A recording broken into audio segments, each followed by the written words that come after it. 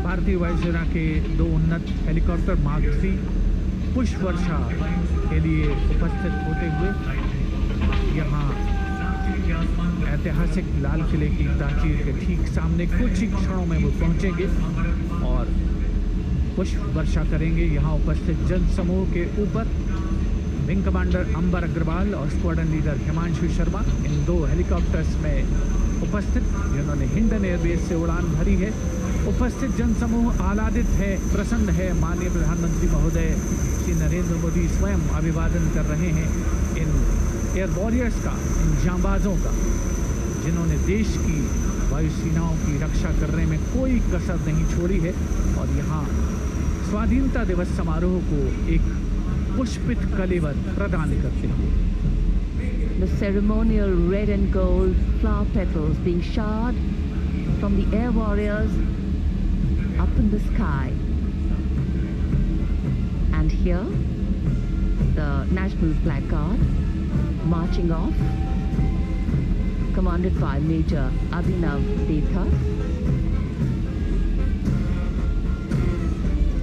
And in a short while from now, the Prime Minister will address the nation.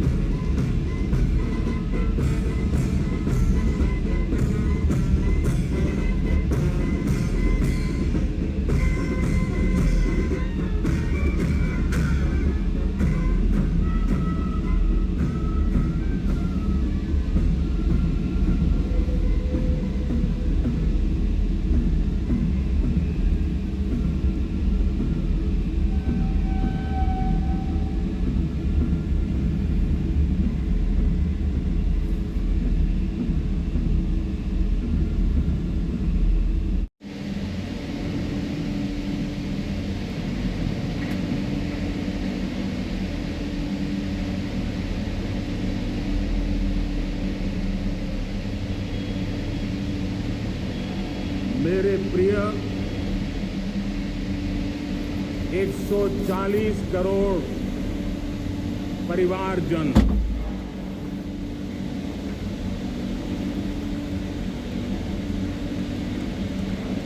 दुनिया का सबसे बड़ा लोकतंत्र, और अब बहुत लोगों का अभिप्राय है कि जनसंख्या की दृष्टि से भी हम विश्व में नंबर 1 पर हैं। इतना बड़ा विशाल देश, 140 करोड़ देश, मेरे भाई बहन, मेरे परिवारजन, आज आजादी का पर्व मना रहे हैं। मैं देश के कोटि कोटि जनों को, देश और दुनिया में भारत को प्यार करने वाले, भारत का सम्मान करने वाले, भारत का गौरव करने वाले कोटि कोटि जनों को आजादी के इस महान पवित्र पर्व की अनेक अनेक शुभकामनाएं देता। मेरे प्यारे परिवारजन, पूज्य बापू के नेतृत्व में असहयोग का आंदोलन, सत्याग्रह की मूवमेंट और भगत सिंह, सुखदेव, राजगुरु जैसे अनगिनत वीरों का बलिदान, उस पीढ़ी में शायद ही कोई व्यक्ति होगा जिसने देश की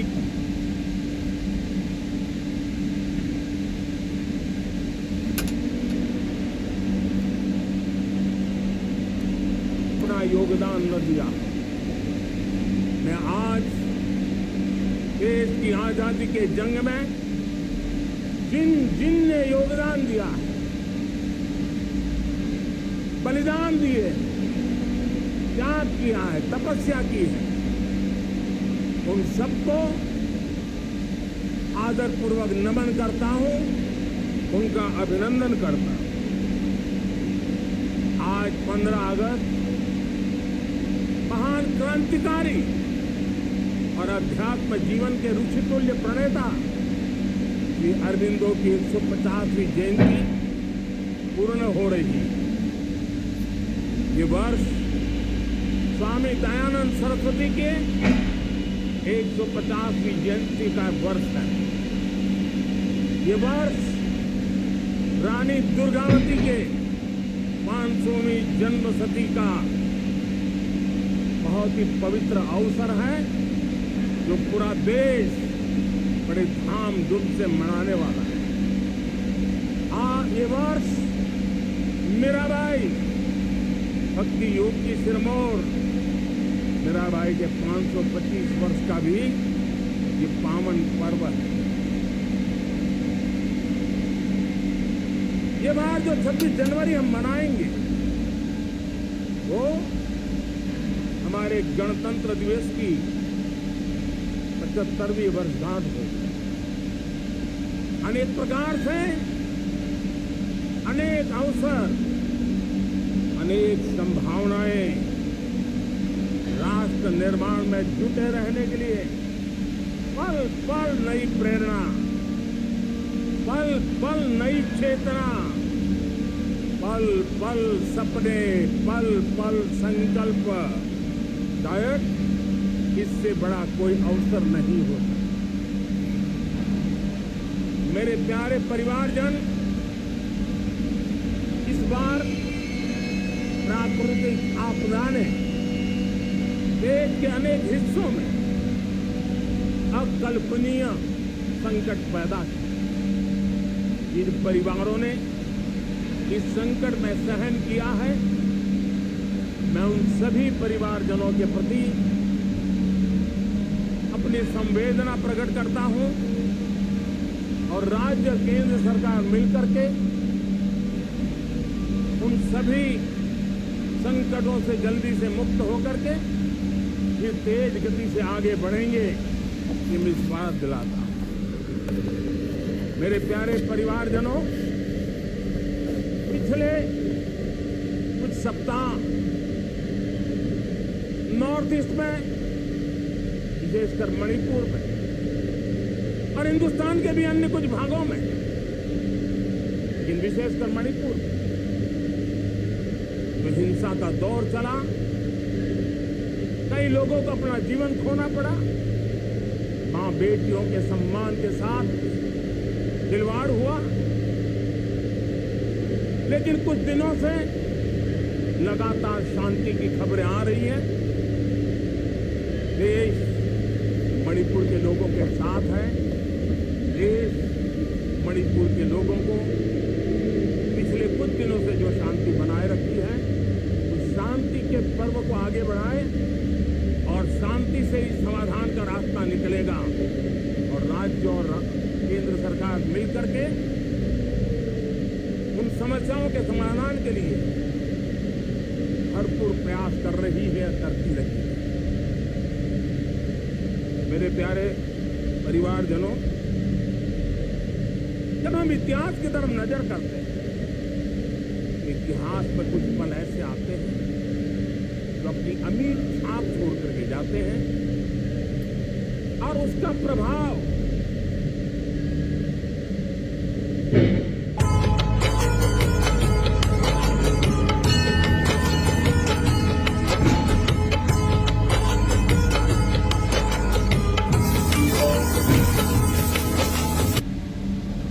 सदियों तक रहता है।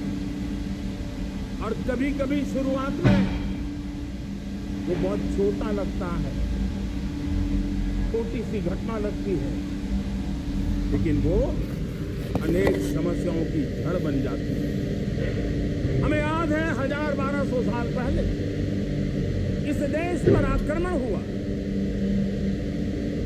एक छोटे से राज्य के छोटे से राजा का पराजय हुआ, लेकिन तब पता तक नहीं था कि एक घटना भारत को 1000 साल की गुलामी में फंसा दी।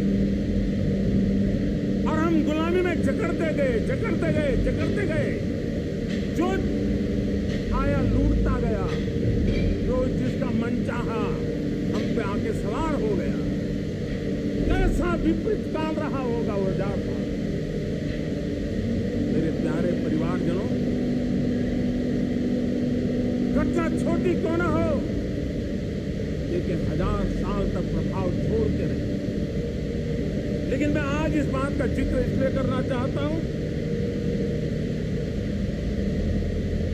कि भारत के वीरों ने इस कालखंड में कोई भूभाग ऐसा नहीं था, कोई समय ऐसा नहीं था जब उन्होंने देश की आजादी के लौ को जलता न रखा।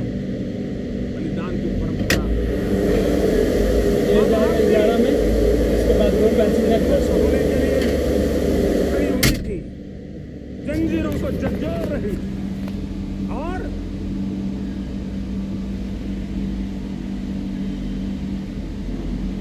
आने के लिए मर मिटने के लिए तैयार होने वालों की एक बड़ी फौज तैयार हो गई थी।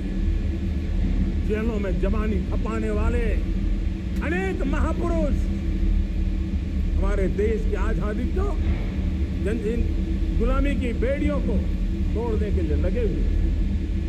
मेरे प्यारे परिवारजनों, जन चेतना को वो व्यापक रूप, त्याग और तपस्या का वो व्यापक रूप, जन जन के अंदर एक नए विश्वास जगाने वाला वो पल आखिरकार 1947 में देश आजाद हुआ। 1000 साल की गुलामी में संजोए हुए सपने देशवासी पूरे करते हुए देखे।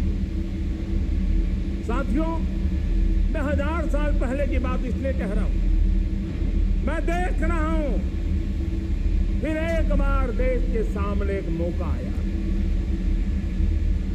इस ऐसे कालखंड में हम जी रहे हैं, ऐसे कालखंड में हमने प्रवेश किया है और ये हमारा सौभाग्य है कि भारत के ऐसे अमृत काल में, ये अमृत काल का पहला वर्ष है।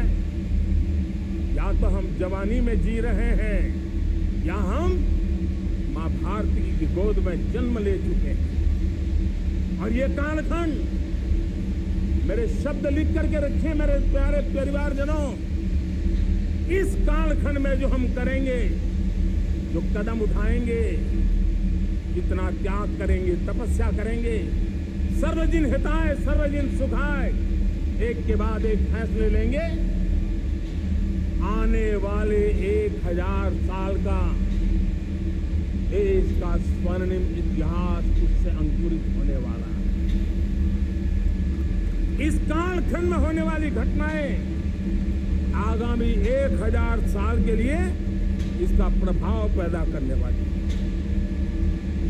गुलामी की मानसिकता से बाहर निकला हुआ देश पंच प्राण को समर्पित होकर के एक नए आत्मविश्वास के साथ आज आगे बढ़ रहा है।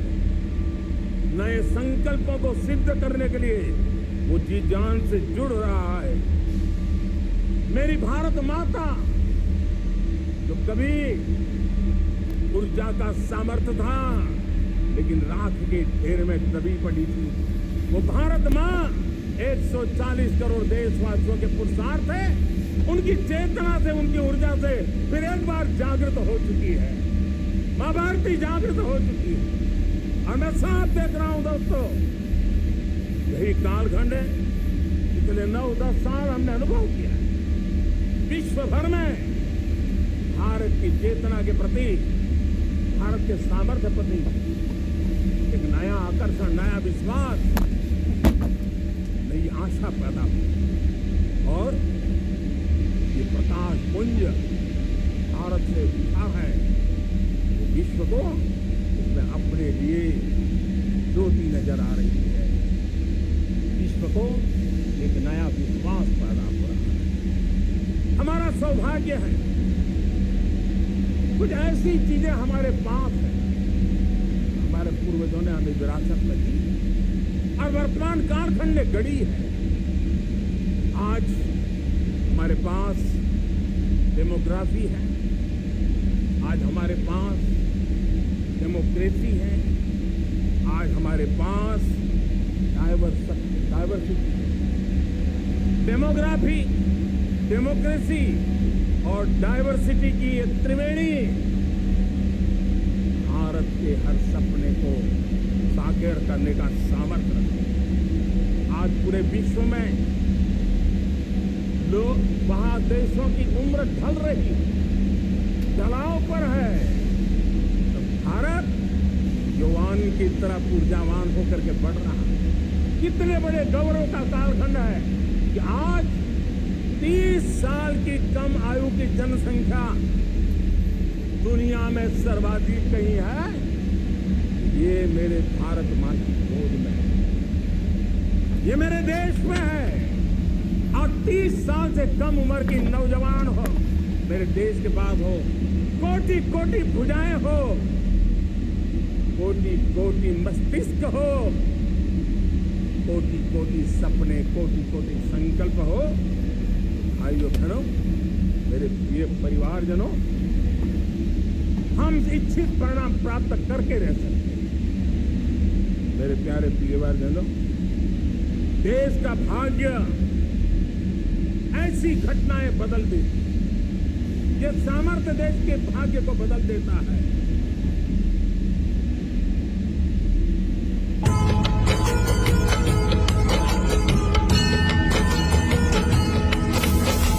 भारत 1000 साल की गुलामी और आने वाले 1000 साल के भव्य भारत के बीच में पड़ाव पर हम खड़े हैं, एक ऐसी संधि पर खड़े हैं। और इसलिए अब हमें न रुकना है, न दुविधा में जीना। मेरे प्यारे परिवारजनों, हमें खोई हुई उस विरासत का गर्व करते हुए, खोई हुई समृद्धि को प्राप्त करते हुए, हमें फिर एक बार और ये बात मान के चले, हम जो भी करेंगे, हम जो भी कदम उठाएंगे, हम जो भी फैसला लेंगे, वो अगले 1000 साल तक अपनी दिशा निर्धारित करने वाला है, भारत के भाग्य को लिखने वाला है। आज मेरे देश के नौजवानों, मेरे देश की बेटे बेटियों को जरूर कहना चाहूं, जो सौभाग्य आज मेरे युवाओं को मिला, ऐसा सौभाग्य शायद ही किसी के नसीब होता है, तो आपके नसीब होता है। और इसलिए हमें ये गंवाना नहीं। युवा शक्ति और मेरा भरोसा, युवा शक्ति में सामर्थ्य है, और हमारी नीतियां, हमारी रीतियां भी उस युवा सामर्थ्य को और बल देने के लिए है। आज मेरे युवाओं ने दुनिया में पहले 3 स्टार्टअप इकोसिस्टम में भारत को स्थान दिला दिया है। विश्व के युवाओं को अचंभा हो रहा है भारत के इस सामर्थ्य को लेकर के, भारत की इस ताकत को देखकर के। आज दुनिया टेक्नोलॉजी ड्रिवन है, और आने वाला युग टेक्नोलॉजी से प्रभावित रहने वाला है। और तब टेक्नोलॉजी में भारत की जो टैलेंट है, उसकी एक नई भूमिका रहने वाली है।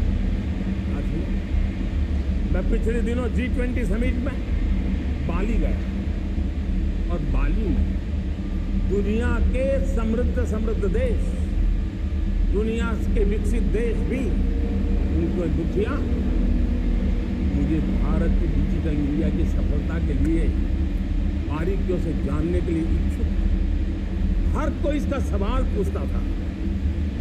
और जब मैं उनको कहता था कि भारत ने जो कमाल किया है, वो दिल्ली, मुंबई, चेन्नई तक सीमित नहीं है।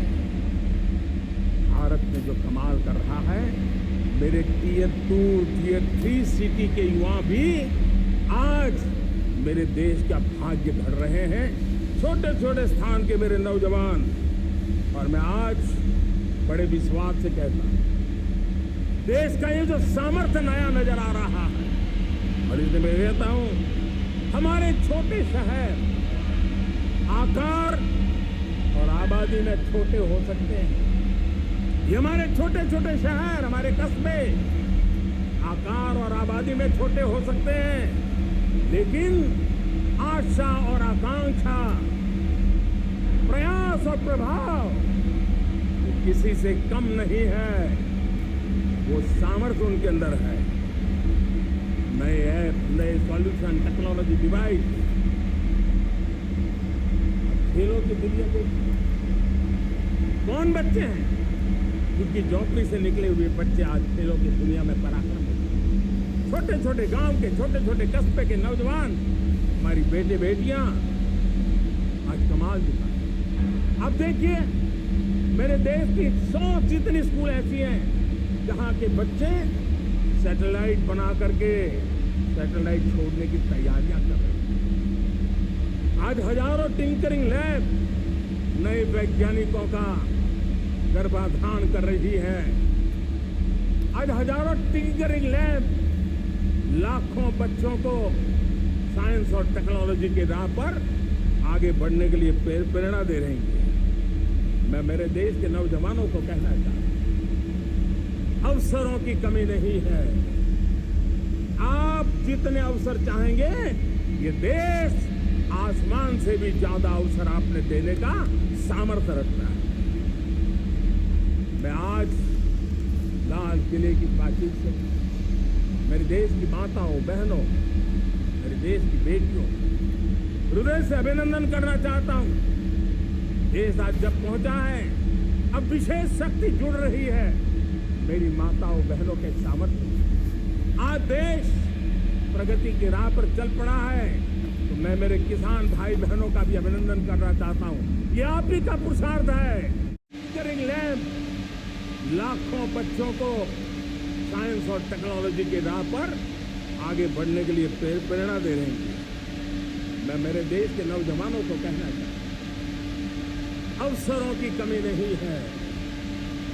आप जितने अवसर चाहेंगे, ये देश आसमान से भी ज्यादा अवसर आपने देने का सामर्थ्य रखता है। मैं आज लाल किले की प्राचीर से मेरे देश की माताओं, बहनों, मेरे देश की बेटियों हृदय से अभिनंदन करना चाहता हूं। देश आज जब पहुंचा है, अब विशेष शक्ति जुड़ रही है मेरी माताओं बहनों के सामर्थ्य।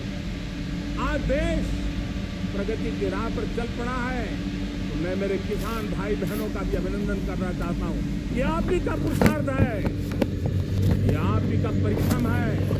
देश आज कृषि क्षेत्र में आगे बढ़ रहा है। मैं मेरे मजदूरों का, मेरे श्रमिकों का, मेरे प्रिय परिवारजन, ऐसे कोटि कोटि श्रमिकों को आज मैं नमन करता हूं, उनका अभिनंदन कर रहा हूं। देश आज जो आधुनिकता की ओर बढ़ रहा है, विश्व की तुलना करने वाले सामर्थ्य के साथ नजर आ रहा है, उसके पीछे मेरे देश के मजदूरों का, मेरे देश के श्रमिकों का बहुत बड़ा योगदान है। आज समय कहता है कि लाल किले की प्राचीर से मैं उनका अभिनंदन करूं, उनका अभिवादन करूं। और ये मेरे परिवारजन, 140 करोड़ देशवासी, मेरे इन श्रमिकों का, रेहड़ी पटरी वालों का, फूल सब्जी बेचने वालों का सम्मान करते हैं। मेरे देश को आगे बढ़ाने में, मेरे देश को प्रगति की नई ऊंचाई पर ले जाने में प्रोफेशनल्स की बहुत बड़ी भूमिका है, बढ़ती रही है। चाहे साइंटिस्ट हो, चाहे इंजीनियर्स हो, डॉक्टर्स हो, नर्सेज हो, शिक्षक हो, आचार्य हो, यूनिवर्सिटी हो, गुरुकुल हो, हर कोई मां भारती का भविष्य उज्जवल बनाने के लिए अपनी पूरी ताकत से लगा हुआ। मेरे प्यारे परिवारजनों, राष्ट्रीय चेतना वो एक ऐसा शब्द है जो हमें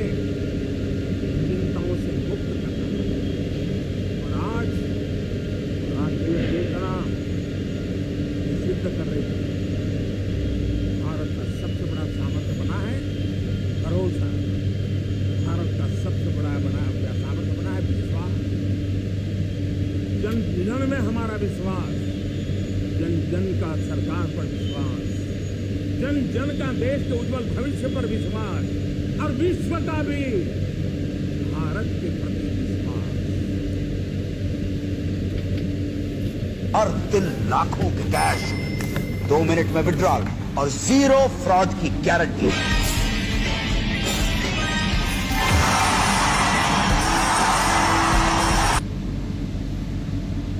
ये विश्वास हमारी नीतियों, हमारी रीति का, भारत के उज्जवल भविष्य को जिस निर्धारित मजबूत कदमों से आगे बढ़ाना है उसका। मेरे प्यारे परिवारजनों, ये बात निश्चित है कि भारत का सामर्थ्य और भारत की संभावनाएं विश्वास की नई बुलंदियों को पार करने वाली है। और ये विश्वास की नई बुलंदियां नए सामर्थ्यों को लेकर के चलनी चल रही है। आज देश में G20 समिट के मेहमान नवाजी का भारत को अवसर मिला। अब पिछले 1 साल से हिंदुस्तान के हर कोने में जिस प्रकार से G20 के अनेक ऐसे आयोजन हुए, अनेक कार्यक्रम हुए, उसने देश के सामान्य मानवी के सामर्थ्य को विश्व को परिचित करा दिया। भारत की विविधता का परिचय कराया है। भारत की डायवर्सिटी को दुनिया अचंभे से देख रही है और उसके कारण भारत के कभी आकर्षण बढ़ा, भारत को जानने की, समझने की इच्छा देखी। इसी प्रकार से आप देखिए एक्सपोर्ट, आज भारत का एक्सपोर्ट के तेजी से बढ़ रहा है। और मैं कहना चाहता हूं, दुनिया के एक्सपर्ट इन सारे मानदंडों के आधार पर कह रहे हैं कि अब भारत रुकने वाला नहीं। दुनिया की कोई भी रेटिंग एजेंसी होगी भारत का गौरव कर रही है। कोरोना काल के बाद दुनिया एक नए सिरे से सोच रही। और मैं विश्वास से देख रहा हूं कि जिस प्रकार से द्वितीय महायुद्ध के बाद, द्वितीय विश्व युद्ध के बाद दुनिया ने एक नया वर्ल्ड ऑर्डर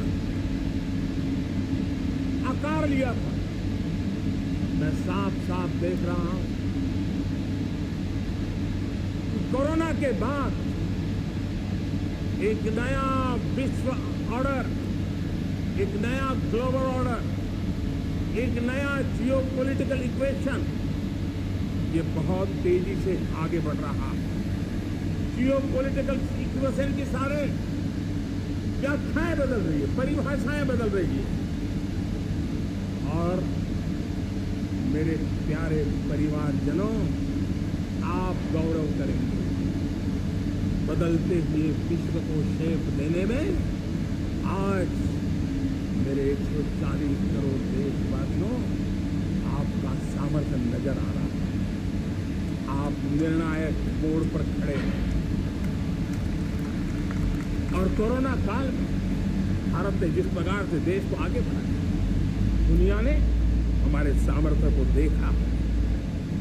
जब दुनिया के सप्लाई चेन तहस नहस हो गई, बड़ी बड़ी अर्थव्यवस्था पर दबाव था, उस समय भी हमने कहा था हमें विश्व का विकास देखना है, मानव केंद्रीय होना चाहिए, मानवीय संवेदनाओं से भरा हुआ होना चाहिए, और तब जाकर के समस्याओं का सही समाधान निकालेंगे।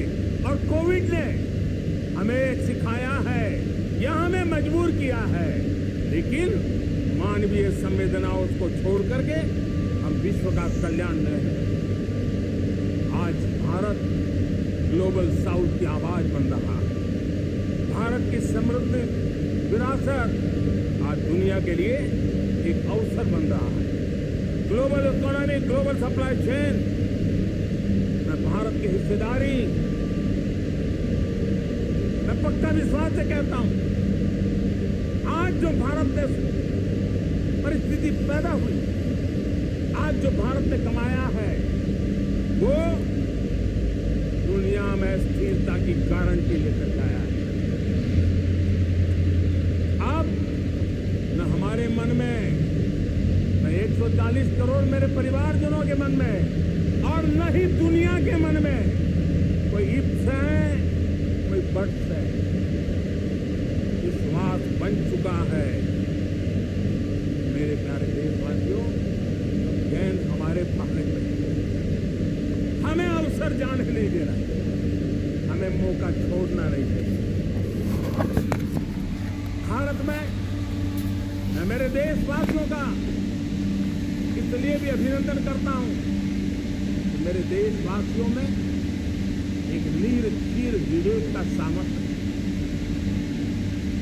समस्याओं की जड़ों को समझने का सामर्थ्य है।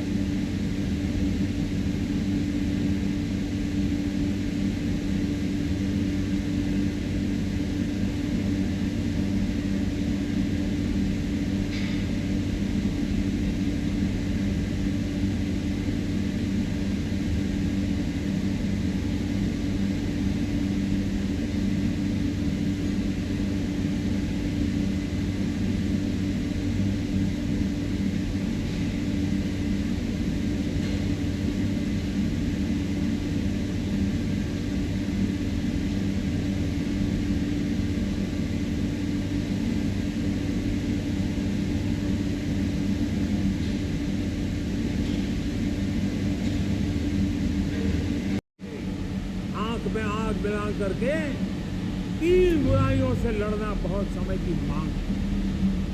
हमारे देश की सारी समस्याओं की जड़ में भ्रष्टाचार ने दिमक की तरह देश की सारी व्यवस्थाओं को, देश के सामर्थ्य को पूरी तरह नोच लिया। भ्रष्टाचार से मुक्ति, भ्रष्टाचार के खिलाफ जंग हर इकाई में, हर क्षेत्र में। और मैं देशवासियों, मेरे प्रिय परिवारजनों, ये मोदी के जीवन का कमिटमेंट है, ये मेरे अपने व्यक्तित्व का एक कमिटमेंट है कि मैं भ्रष्टाचार के खिलाफ लड़ाई लड़ता रहूंगा। दूसरा, हमारे देश को नोच लिया है परिवारवाद। इस परिवारवाद ने देश को जिस प्रकार से जकड़ के रखा है, उसने देश के लोगों का हक छीना। और तीसरी बुराई तुष्टीकरण की है। ये तुष्टीकरण में भी देश के मूलभूत चिंतन को, देश के सर्व समाज में से हमारे राष्ट्रीय चरित्र को दाग लगा दिया, तहस-नहस कर दिया है इन लोगों। और इसलिए मेरे प्यारे देशवासी, इसलिए मेरे प्यारे परिवारजनों, हमें इन तीन बुराइयों के खिलाफ पूरे सामर्थ्य के साथ लड़ना है। भ्रष्टाचार, परिवारवाद, तुष्टीकरण, ये चुनौतियां हमारे जैसी चीजें पनपी है जो हमारे देश के लोगों का जो आकांक्षा है उसका दमन करती है। हमारे देश के कुछ लोगों के पास जो छोटा मोटा सामर्थ्य है उसका शोषण करती है। ये ऐसी चीजें हैं जो हमारे लोगों की आशा आकांक्षाओं को सवाल या निशान में गाड़ देती है।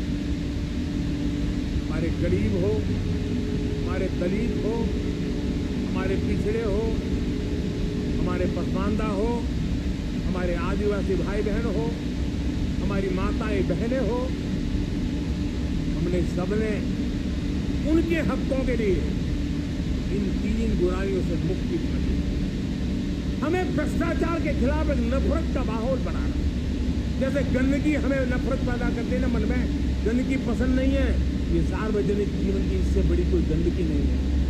और इसलिए हमारे स्वच्छता अभियान को एक नया मोड़ ये भी देना है कि हमें भ्रष्टाचार से मुक्ति पानी है। सरकार टेक्नोलॉजी से भ्रष्टाचार की मुक्ति के लिए बहुत प्रयास कर रही है। आपको जानकर के हैरानी होगी, इस देश में पिछले 9 साल में एक काम मैंने ऐसे किया, आंकड़ा सुनोगे तो लोग अगर मोदी ऐसा करता है जैसे 10 करोड़ लोग करीब जो गलत फायदा उठाते हैं वो मैंने रोक दिया। तो आप में से कोई कहेगा आपने लोगों से अन्याय कर दिया। जी नहीं, ये 10 करोड़ कौन लोग थे? ये 10 करोड़ वो लोग थे जिनका जन्म ही नहीं हुआ था, उनके नाम पर उनके विडो हो जाते थे, वो वृद्ध हो जाते थे, वो दिव्यांग हो जाते थे, फायदे लिए जाते थे। 10 करोड़ ऐसे बेनामी जो चीजें चलती थी उसको रोकने का पवित्र काम, भ्रष्टाचारियों की संपत्ति जो हमने जब्त की है वो पहले की तुलना में 20 गुना ज्यादा की। मेरे प्यारे परिवारजनों, ये आपकी कमाई का पैसा लोग लेकर के भागे थे, 20 गुना ज्यादा संपत्ति को जब्त करने का। और इसलिए लोगों की मेरे प्रति नाराजगी होना बहुत स्वाभाविक है, लेकिन ये भ्रष्टाचार के खिलाफ की लड़ाई को आगे बढ़ाना हमारे सरकारी व्यवस्था है। पहले कैमरा के सामने तो कुछ हो जाता था, लेकिन बाद में चीजें अटक जाती थी। हमने पहले की तुलना में कई गुना ज्यादा अदालत में चार्जशीट की है और अब जमानतें भी नहीं मिलती हैं। वैसी पक्की व्यवस्था को लेकर के हम आगे बढ़ रहे हैं, क्योंकि हम ईमानदारी से भ्रष्टाचार के खिलाफ लड़ रहे हैं। आज परिवारवाद और तुष्टीकरण उसने देश का बहुत बड़ा दुर्भाग्य है।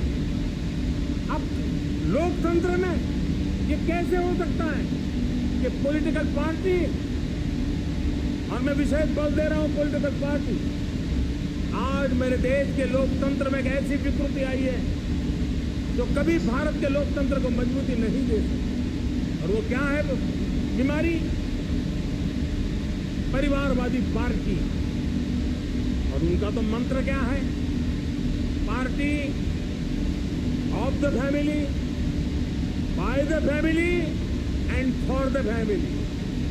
इनका तो जीवन मंत्र यही है कि उनकी पॉलिटिकल पार्टी, उनका राजनीतिक दल परिवार का, परिवार के द्वारा और परिवार के लिए परिवारवाद और भाई भतीजावाद प्रतिभाओं के दुश्मन होते हैं, योग्यता को नकारते हैं, सामर्थ्य को स्वीकार नहीं करते हैं। और इसलिए परिवारवाद इस देश के लोकतंत्र की मजबूती के लिए इसकी मुक्ति जरूरी है।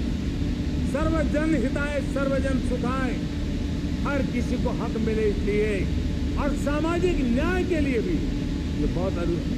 उसी प्रकार से तुष्टीकरण ने सामाजिक न्याय का सबसे बड़ा नुकसान किया। अगर सामाजिक न्याय को तबाह किसने किया है तो तुष्टीकरण की सोच, तुष्टीकरण की राजनीति, तुष्टीकरण का सरकारी योजनाओं का तरीका, इसने सामाजिक न्याय को मौत के घाट उतार दिया है। और इसलिए हमें तुष्टीकरण, भ्रष्टाचार ये विकास का सबसे बड़ा दुश्मन है। अगर देश विकास चाहता है, देश 2047 विकसित भारत का सपना का साकार करना चाहता है, तो हमारे लिए आवश्यक है कि हम किसी भी हालत में देश में भ्रष्टाचार को सहन नहीं करें। इस मूड को लेकर के चलना चाहिए। मेरे प्यारे परिवारजनों, हम सबका एक बहुत बड़ा महत्वपूर्ण दायित्व है। आपने जिस प्रकार से जिंदगी जी है, हमारे आने वाली पीढ़ी को ऐसी जिंदगी जीने के लिए मजबूर करना, ये हमारा गुनाह, ये हमारा दायित्व है कि हमारे आने वाली पीढ़ी को हम ऐसा समृद्ध देश दें, ऐसा संतुलित देश दें, ऐसा सामाजिक न्याय की धरोहर वाला देश दें, ताकि छोटी छोटी चीजों को पाने के लिए उन्हें कभी भी संघर्ष न करना पड़े। हम सभी का कर्तव्य, हर नागरिक का कर्तव्य, और ये अमृतकाल कर्तव्य काल है। हम कर्तव्य से पीछे नहीं हो सकते। हमें वो भारत बनाना है जो पूज्य बापू के सपनों का था। हमें वो भारत बनाना है जो हमारे स्वतंत्र सेनानियों का सपना था। हमें वो भारत बनाना है जो हमारे वीर शहीदों का था, हमारी वीरांगनाओं का था, जिन्होंने मातृभूमि के लिए अपना जीवन दे दिया था। मेरे प्यारे परिवारजनों, मैं जब 2014 में आपके पास आया था, 2014 में मैं परिवर्तन का वादा लेकर के आया। 2014 में मैंने आपको वादा किया था मैं परिवर्तन लाऊंगा, और 140 करोड़ मेरे परिवारजन आपने मुझ पर भरोसा किया और मैंने विश्वास पूरा करने की कोशिश की। रिफॉर्म, परफॉर्म, ट्रांसफॉर्म, 5 साल जो वादा था वो विश्वास में बदल गया, क्योंकि मैंने परिवर्तन का वादा किया था। रिफॉर्म, परफॉर्म, ट्रांसफॉर्म के द्वारा मैंने इस वादे को विश्वास में बदल दिया। कठोर परिश्रम किया है, देश के लिए किया है, शान से किया है, सिर्फ और सिर्फ नेशन फर्स्ट।